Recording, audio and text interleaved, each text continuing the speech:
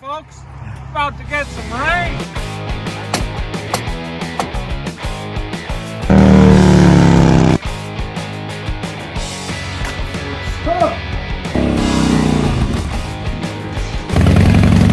All right, we're out here.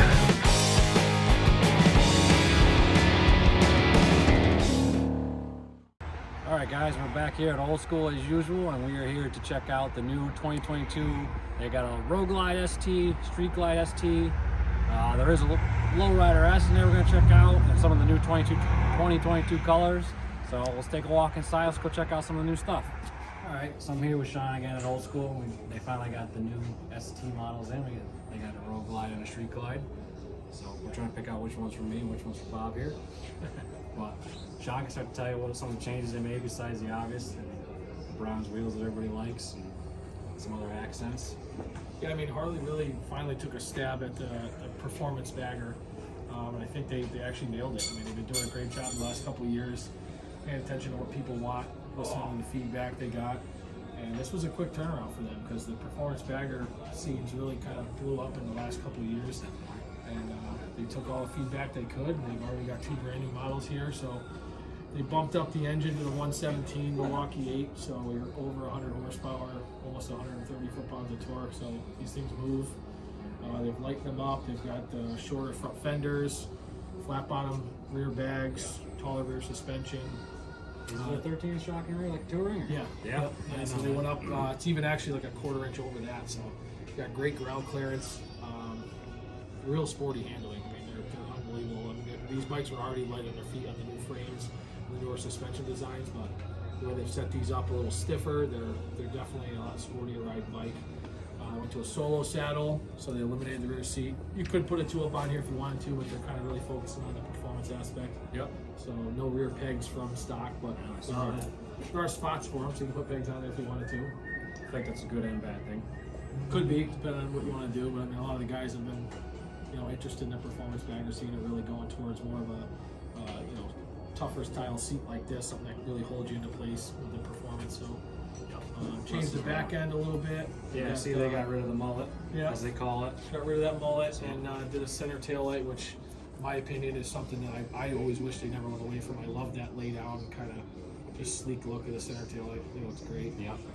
You know everybody's going to ditch these reflectors. I'm sure they had to put them on there for some reason, but those will come off. DOT laws make them 50 state legal, but it's literally just 3M tape, so those will just pop right off.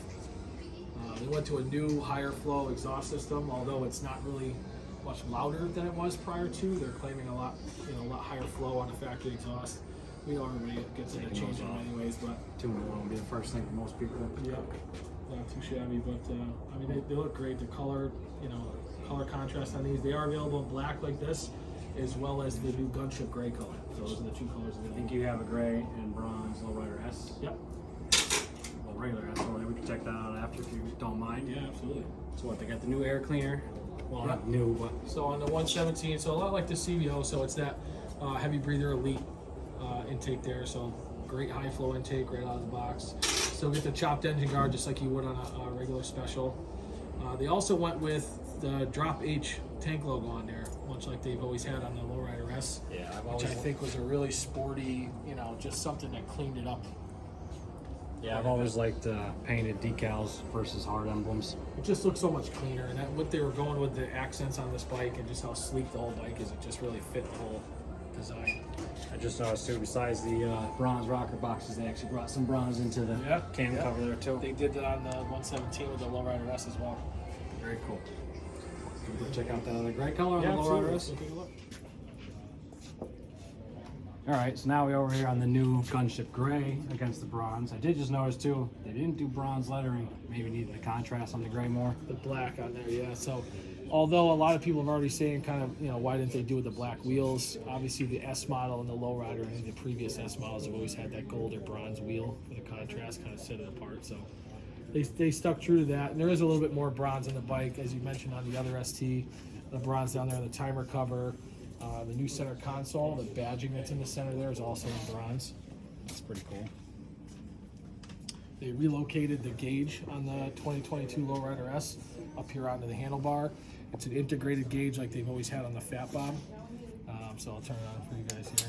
You can see, you got your analog LED backlit tack, and then on the bottom, you got your odometer and your speedo down there, gas gauge. So everything kind of all into one. They put that up here onto the handlebar for a lot better eye vision. A lot of the guys riding these bikes are wearing full face helmets, and they're finding that when the gauges were down here on the center console, it's too far to tip your head to be able to see if you're reading any of your information. So again, Harley kind of took a page out of that book, and you know, they went to listening to everybody and taking feedback, and that's some of the changes they made. Which is good that they're finally starting to listen.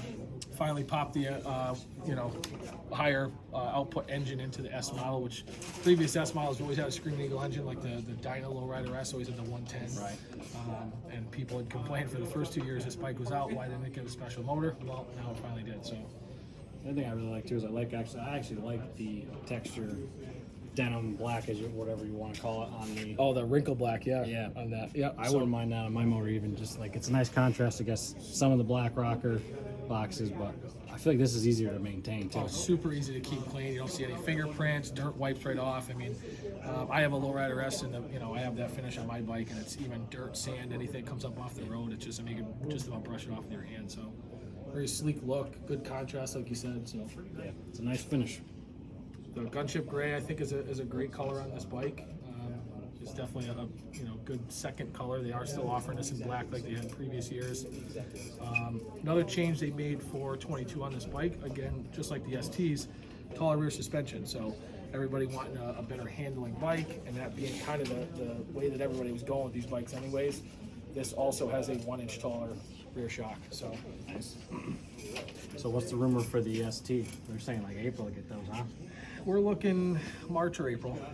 It's basically what they're doing right now is a first run of 300 bikes. They're essentially going to end up being all pre-orders. I mean, we've already taken at least a half a dozen deposits on those bikes. So if you want one, definitely want to get down and get your deposit on one, because that whole first batch is going to be spoken of. They just released the ordering form today, and inside of 30 minutes, all 300 units were ordered across the country. So when those come in, those are already spoken for. So you definitely want to get in quick on it. When are you getting your deposit in?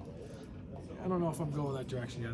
I definitely want to see one. I think that was a bike that they listened to people, and it's a bike that really bridges the gap between the people that love this style, the sportiness of this bike, but want something a little more versatile like a Road Glide, but don't want to take that step to go up to that bigger bike.